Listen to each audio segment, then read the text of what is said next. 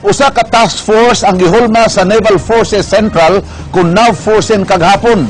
Nagitawag og Task Force STAR kung St. Thomas Aquinas Retrieval. Atong tan-awon ang dugang nga pangitabo.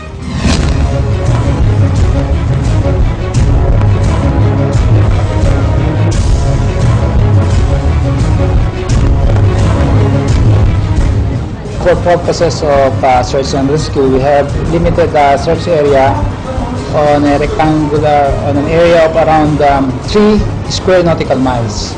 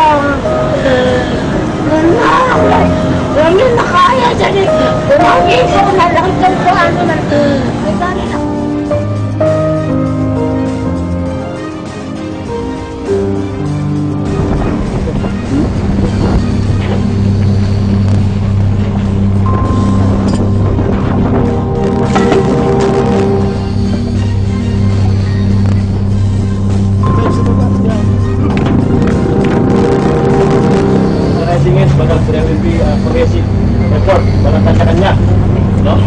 Ito pa sikatan, ito pa madali.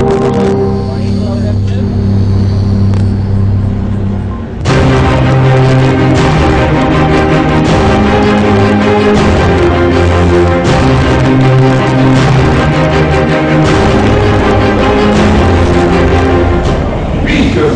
In unity we stand, but in division we are united. Where we are.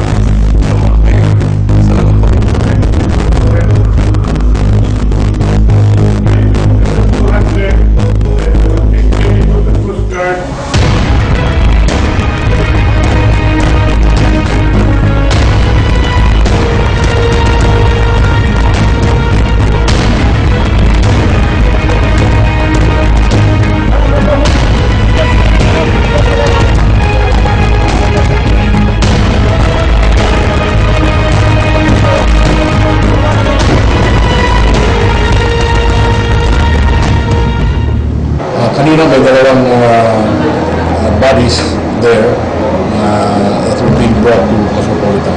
So our figure is 34.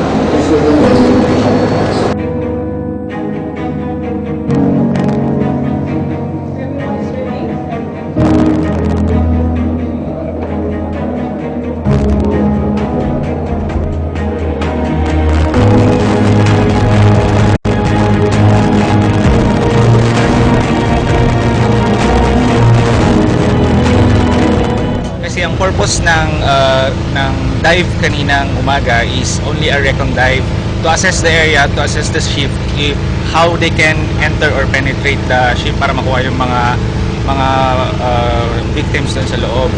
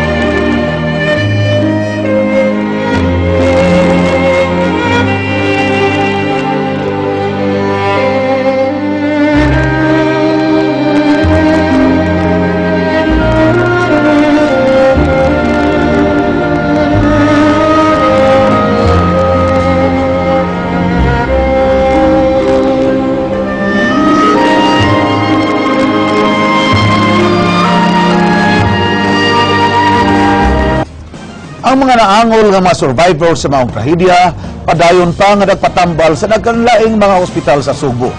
Ang tugo, may pasalig nga madubag sa galastuan sa ospital ug alang niya itong mga nangamatay sa trahedya. Dennis Tanok, Suginlimi. Nibalik kaganyang buntag sa Cebu City Medical Center si Maribeth Durano sa naunlod nga barkong MV St. Thomas Aquinas aron magpahunad sa iyang mga samad nga naangkon human siya mikabyon sa usa ka PC. Ako manggitanaw sa ng PC kung sa katasan niya, abot man gid sa dagat. Di mo to akong buhat, kabyon na lang di ko sa PC. Kabyon ko padong, kuan, kanang, padong ko sa ubos niya. Kasamtangang nagpuyo si Maribeth sa kasuntingan dakbayan sa Mandawi ug nanarbaho sa furniture company sa maong dapit. Nag-inusara siyang mibalik sa Cebu, human niya gihatod ang iyang inahan sa ilaha sa Sibagat, Agusan del Sur. Sa 80 kabuok nga mga survivors nga gidadi ni sa Cebu City Medical Center, matod sa pamunuan sa CMC, nga unom na lang kabuok ang kasamtangang nagpaalim sa maong tambalanan. Actually, out of the 80 survivors, suppose kwanto, 8 ang mga admitted nga survivors. But then, ang duha gi-transfer nga to sa Perpetual Support Ad, ang isa ni off of balhin sa Chongwa.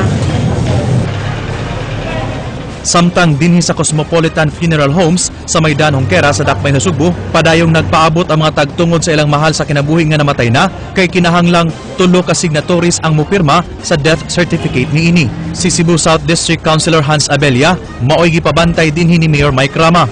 That's the reason why I'm also sent here by the mayor kay para makita ng paagi nga katong gusto nang ma-release ang ilang families ato nang matabangan sila, no? Kay dunay uban nga nahasol sa kadugay sa pagrelease sa patayng lawas. Hinuon gisaara na sila nga ang tugo mo'y moabaga sa tanan nilang galastuhan.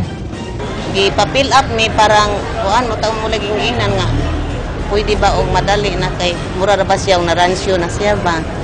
Ya karon gipahuwat na mi lagi nga gipahuwat lang ang death certificate kay nagipapirmahan pa.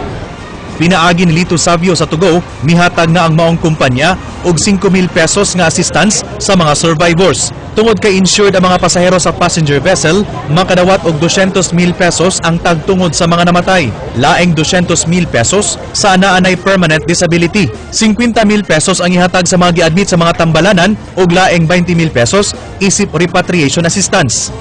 Dennis Tanok, News 5.